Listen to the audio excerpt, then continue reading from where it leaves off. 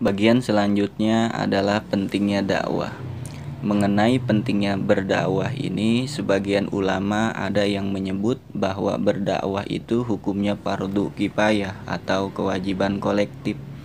Bahkan ada pula ulama yang menyatakan bahwa berdakwah itu dihukumi fardu ain, kewajiban individu. Di antara alasan yang melatar belakangi bahwa perkara amar ma'ruf nahi mungkar ini atau berdakwah ini termasuk fardu kifayah, sebab perkara tersebut tidak layak ditangani kecuali oleh orang yang menguasai keadaan atau orang yang faham kondisi dan memiliki strategi atau siasat, sehingga tidak menjerumuskan hal yang diperintahkan atau hal yang dilarang kepada semakin bertambah parahnya suatu kedurhakaan. Karena sesungguhnya seseorang yang tidak mengetahui ilmunya ada kalanya justru mendorong kepada kebatilan dan menganjurkan kepada kemungkaran dan melarang kepada yang ma'ruf. Ada kalanya pula dia melakukan kekeliruan sehingga dia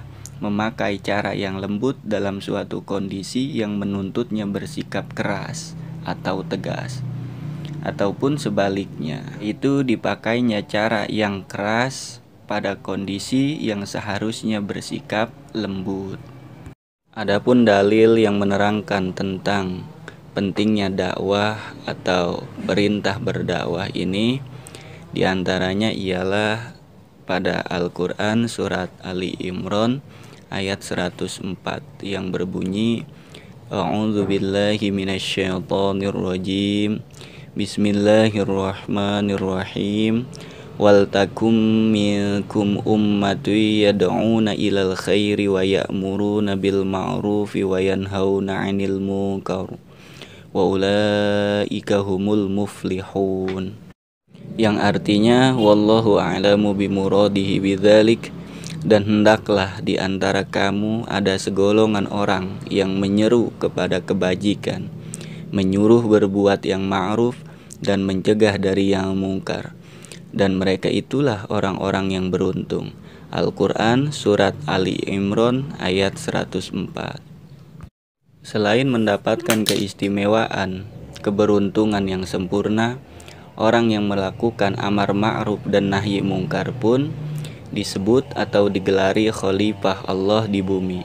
Hal ini sebagaimana sabda Nabi Shallallahu Alaihi Wasallam yang berbunyi, Man amara bil ma'rufi wa naha 'anil munkari fahuwa khalifatullahi fil ardih wa khalifatu rasulih wa khalifatu kitabih, yang artinya barang siapa yang memerintahkan kepada hal yang ma'ruf dan mencegah hal yang mungkar, maka dia adalah khalifah Allah di buminya, khalifah Rasulnya, dan khalifah kitabnya. Poin yang selanjutnya ialah terkait ketentuan khutbah, tabligh, dan dakwah yang dapat kalian perhatikan dan saksikan pada slide berikut. Mengenai ketentuan khutbah ini, ada hal yang harus kalian ketahui, yaitu bahwa pada prinsipnya ketentuan dan tata cara khutbah, baik khutbah yang dilakukan pada sholat Jum'ah, sholat Idul Fitri, Idul Adha, dan sholat kusufain atau sholat dua gerhana, baik matahari maupun bulan. Tata cara dan ketentuannya itu adalah sama. Adapun di antara perbedaannya ialah terletak pada waktu pelaksanaannya, yaitu dua khutbah pada sholat Jum'ah itu dilaksanakan lebih dahulu daripada sholatnya. Berbeda halnya dengan dua khutbah sholat dua hari raya dan khutbah dua sholat gerhana. Di antara alasan yang menjadikan dua khutbah sholat Jum'ah itu lebih dahulu daripada sholatnya ialah karena kedua khutbah pada sholat Jum'ah merupakan syarat sah daripada sholat Jum'ah, di mana syarat itu harus lebih didahulukan daripada yang disyarati. Perbedaan lainnya antara khutbah sholat Jum'ah dan khutbah dua hari raya yaitu dilihat dari sisi lafal yang pertama kali diucapkan oleh seorang khotib pada saat mengawali khutbahnya, di mana pada saat mengawali dua khutbah sholat 2 hari raya, seorang khatib dianjurkan mengawalinya dengan membaca takbir. Untuk khutbah yang pertama ialah dengan 9 kali takbir, dan untuk khutbah yang kedua ialah sebanyak 7 kali takbir. Berbeda halnya dengan khutbah yang dilakukan pada saat sholat Jum'ah. Terkait ketentuan dan etika dalam berdakwah ini sebagaimana diterangkan di dalam Al-Quran surat An-Nahl ayat 125 yang berbunyi, A'udzu billahi minasyaitonir rajim. Bismillahirrahmanirrahim. Ud'u ila sabili rabbika bil hikmati wal mau'izatil hasanati wajadilhum billati hiya ahsan. Inna rabbaka huwa a'lamu bima dhalla an sabilihi wa huwa a'lamu bil muhtadin. Yang artinya wallahu a'lamu bimuradihi bidzalik. Serulah kepada jalan Tuhanmu dengan hikmah dan pengajaran yang baik, dan berdebatlah dengan mereka dengan cara yang baik.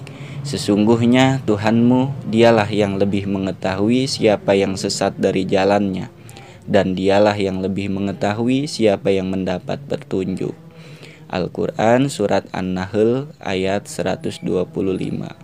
Itulah beberapa pembahasan terkait judul saling menasehati dalam Islam yang dapat diaplikasikan dalam bentuk khutbah, tabligh maupun dakwah, di mana pada dasarnya setiap individu muslim itu diperintahkan untuk melaksanakan dakwah Islam sesuai dengan kadar kemampuannya. Terkait perintah melaksanakan dakwah ini tentunya banyak ayat maupun hadis yang menjadi dalilnya. Di antara hadis yang menerangkan tentang hal ini ialah hadis riwayat Imam Bukhari yang berbunyi, An Abdullah ibni Amrin annan Nabiyya sallallahu alaihi wasallam qala ballighu anni walau ayah, rawahul Bukhari. Yang artinya dari Abdullah bin Amr dituturkan bahwasanya Rasulullah sallallahu alaihi wasallam bersabda, sampaikanlah dariku walaupun 1 ayat. Hadis riwayat Imam Bukhari. Dan di antara dalil lainnya ialah terdapat pada potongan ayat 110 Al-Quran surat Ali Imran yang berbunyi, A'udzu billahi minasyaitonir rajim. Bismillahirrahmanirrahim. Kuntum khaira ummatin ukhrijat lin-nasi ta'muruna bil ma'rufi wa tanhauna 'anil munkar wa tu'minuna billah. Yang artinya wallahu a'lamu bimuradihi bidzalik. Kamu adalah umat yang terbaik yang dilahirkan untuk manusia, menyuruh kepada yang ma'ruf dan mencegah dari yang mungkar, dan beriman kepada Allah Subhanahu wa ta'ala. Al-Quran surat Ali Imran ayat 110. Demikianlah materi yang dapat saya sampaikan, kurang lebihnya mohon maaf. Terima kasih atas segala perhatian. Mohon maaf atas segala kekurangan, semoga bermanfaat. Wallahu a'lamu bishawab. Wassalamualaikum warahmatullahi wabarakatuh.